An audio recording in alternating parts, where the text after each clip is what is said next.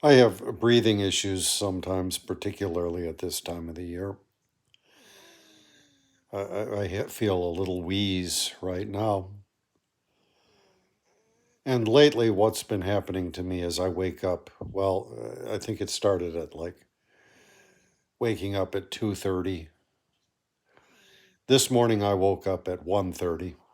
Um, Having conked out around 9 o'clock, being absolutely dead on my feet. Um, and then I will maybe watch a little bit of YouTube. Certainly read a little bit of George Eliot. I'm about to start the final book, which is, per my audiobook, only 90 minutes of text. So I'm hoping actually to finish it today. Um, at some point, it is, I don't know what time it is, like 3 in the morning or 3:30 maybe. I hope to fall asleep and get a couple of hours in before I get up. I've set my alarm to go off at 6:30, so I will walk the dogs. And then I've been going out on ice watch. Uh, and so far it has been without incident, but it has not been without anxiety. The movement seems to be swelling in Chicago. I'm hoping pretty soon that everybody in the city will be involved in this, and maybe somehow it can work out that we eject these federal interlopers from our civic scene. That would be nice. Um, Now, I am somewhat, I might characterize myself somewhat as antisocial. As somebody who has been a writer, spending time alone is no issue for me. And when not alone, I prefer to be with my partner or with our household full of uh, critters to being out socializing, that kind of thing. But I am meeting so many people out on the streets now as we do our patrols. We've taken two, pairing off. So two will take one street, two will take another street, and depending on how many, to another street. And as I say, every day there seem to be more of us. And it has been without incident so far, but it is not without anxiety. It reminds me of when I was first employed working with mentally ill adults. I mean, I needed a job badly, and they hired me, and I was terrified going into work until I became accustomed to it. I wound up being there almost 4 years, but I felt such dread and anxiety going in for a while, and even had physical symptoms of that. Uh, and I remember a guy that was a long-standing fella at the agency, not really in our department, but he was around. And he said, "Listen, the skills that you learn here, you'll carry with you for the rest of your life." And I think he was right. So I'm finding this situation, this ice watch, is kind of similar to that. Um, I mean, I feel hardly equipped for the task, um, but it is putting me into the community, uh, which is a positive experience. I'm suspecting at some point, while I'm walking my dogs, people will start saying hello to me. And a lot of folks who are doing this are doing it amidst busy schedules. They drop off at the school on their way to work. There's a window of about a half hour when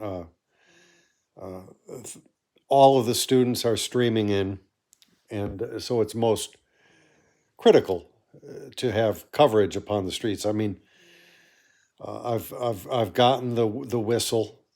If I had it here, I would show it to you. I've received the prize. It's an orange whistle, and so you walk around. Actually, it was interesting. I met with one other woman.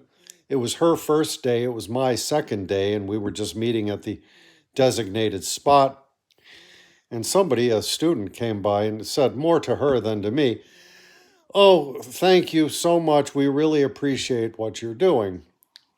And there are others who have, had their boots on the ground before us. I mean, we are slow getting to the game, but as I say, more and more people are coming on board. And I think that this is what we need to be doing to counter these ICE fascists. So there is the potential here of making new friends, just becoming more a part of the community as opposed to just, the silent figure that slips in and out like a rabbit.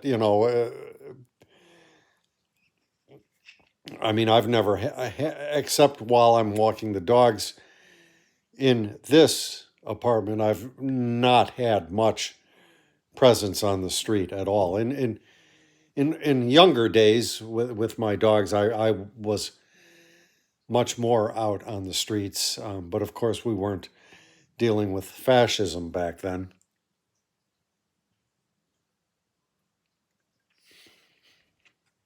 So the anxiety is taking a toll, although, as I say, it is all just anxiety in prospect, because as yet nothing much has happened. And as I remember at the social service agency, when something goes down, generally everybody in the building, as it were, would converge, and you would just deal with the situation. And I assume that is how it's going to be with ICE. And dealing with, say, a mentally ill adult in crisis, it can be a sort of messy affair. When it's over, maybe you didn't handle things at 100% the way you should have, and so forth. But you get through it. The only way out is through. And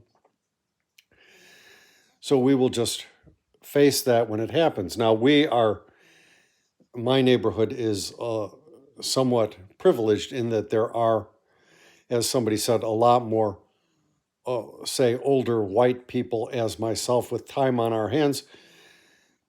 Being white puts one into a position of a bit of privilege. You can, what is the phrase, throw yourself into the breach a little more.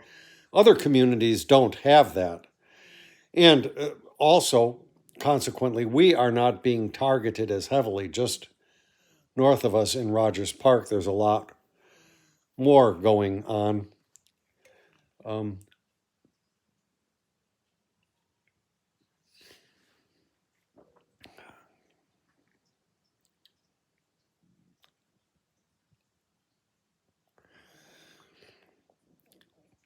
So I've met a lot of people. One woman that I met, an older woman, older than me, said that she's going on a road trip, so she won't be around for a week or so. And I think I have to kind of take it that way. I mean, I'm treating it as a job, but just not try to push myself to the limits, but do what I can. We have a couple of schools in close walking distance, and right now I'm focusing on one, but the other school may need more volunteers than this one, so I may shift over there when I get more into the swing of things. And there are other schools and other places further afield as well. And so as my comfort level increases, I may move further out. But one thing that happens in the course of meeting all of these people, you get a little bit of a window anecdotally on what is happening, even in our relatively sedate neck of the woods. So a guy that I met on the first day mentioned that his buddy had been grabbed by ICE and had been released, and he hadn't gotten a chance to talk to him yet to find out what happened to him. But he was held for a number of hours. And this woman that I was paired with yesterday told me that she has two sons that are active, and they both had negative encounters with ICE. In one instance, ICE drew their guns and pointed them at people, and in the other, he was following ICE on his bicycle, and they stopped and told him that if he followed them, they would arrest him. So I would advise anybody who wants to get into this that you should really think about your limits and your risk tolerance, I guess. I know for myself, at least at this stage, I'm just going to focus on the documentation, which is what is necessary. If ICE comes to document, you call it in to a local agency so that they can keep tabs on this stuff, try to get names, that kind of stuff. Now, when the crisis comes, I don't know that I will be up to it, but fortunately, if you've got other people, hopefully, as I say, it works out.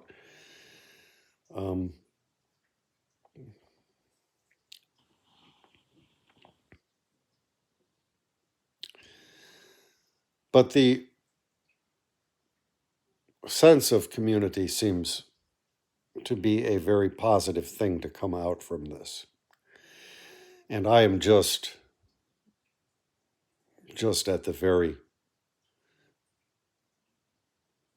start of this. We'll see what happens if I am able to persist. I mean, if the anxiety or whatever heightens, well, who knows? I mean,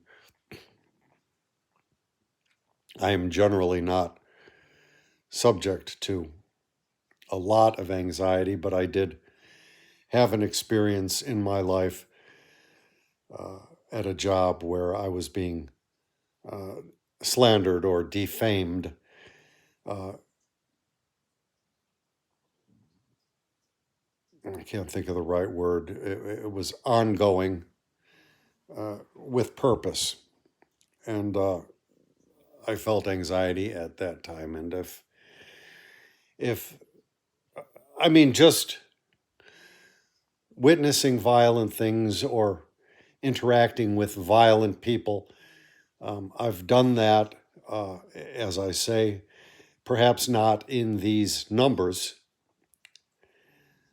But of course, the stakes are greater here. So that's how things are going with me here in Chicago. And I want to just mention to you that on Saturday, the No Kings protest is scheduled to occur.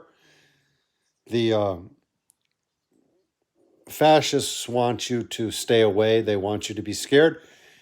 It looks like it's going to be the biggest mass protest in the history of this country. I will be there.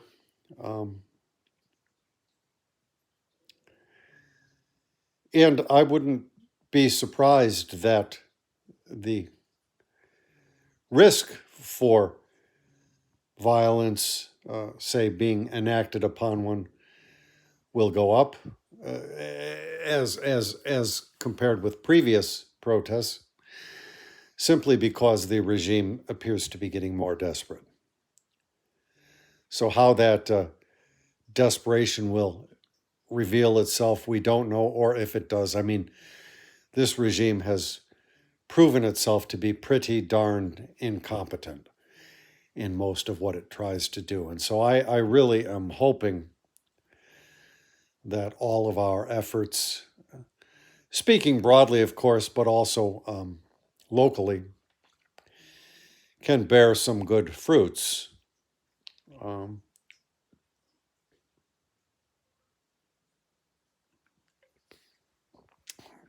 I don't get the sense that anyone here in Chicago wants these people here or supports what they are doing. In Portland, I heard that there was a group of people that went to the ICE detention center, a group of some sort of Christians protesting in favor of harming your neighbor and treating the foreigner badly. Kind of an odd thing. It's really hard to see that we would have anything like that here in Chicago. I suppose it's possible, but if that's the case, they would have to be bussed in, I would suppose. And you realize that these ICE folks, I would presume a lot of them are suburbanites or maybe rural folks even, I don't know, but they're people that have told themselves for years that the city is such a dangerous place.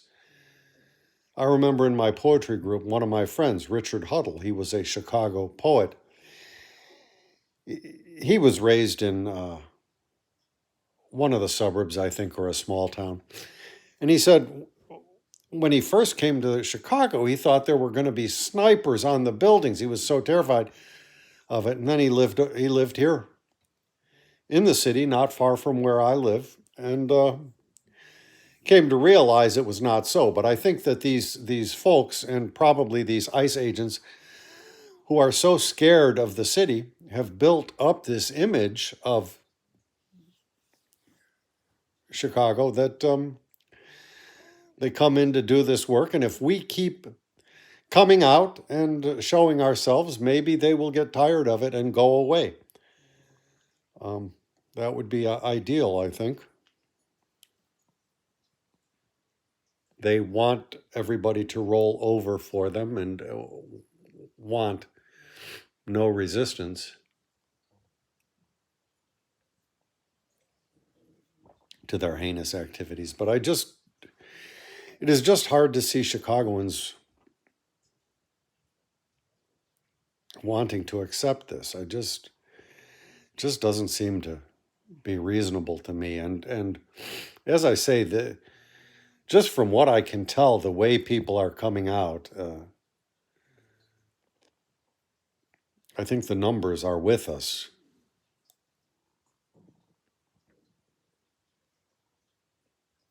And documenting all of these atrocities or attempted atrocities is very important. You know very well that everything that these folks are doing has been documented. I mean, as the regime begins to fall, they may try to destroy evidence, just as any criminal enterprise does, evidence of their crimes. And so all of the documentation that we can do will hopefully fill in the gaps. But I'm sure that much of the evidence, regardless, will survive. And these folks can be prosecuted to the fullest extent of the law, insofar as we can reclaim the law. And I would hope we do. I mean, certainly for the higher echelons, I would advocate for an international tribunal. The way our court system has gone here, well, the lower courts have held, but what our Supreme Court has done, I don't know if we can trust ourselves. And I would like to see perhaps The Hague become involved or some new body created to deal with all of these things. It certainly has been an international crime. Now, with the inclusion of 27 people have been murdered on boats in the Caribbean by this regime. And we know that people have ordered these things.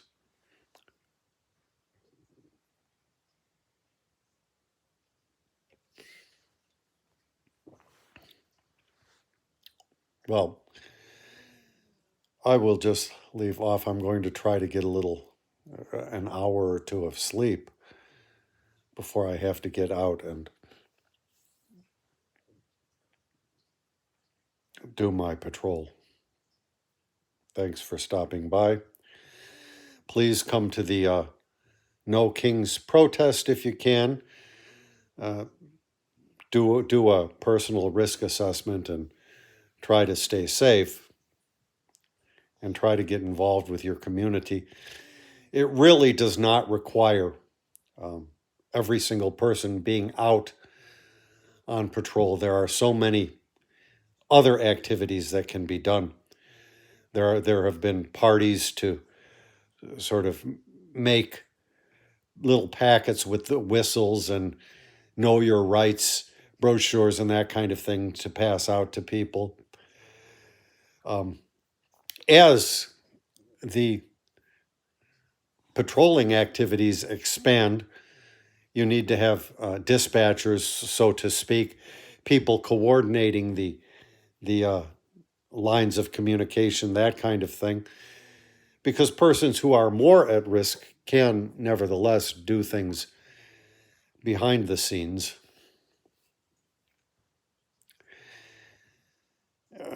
And those of us that have our degree of privilege can put ourselves out more towards the front lines, so to speak. That's how it goes with me, my wheezy self. Right behind this camera is the orange cat, who is now going to have to be moved. Thank you for stopping by.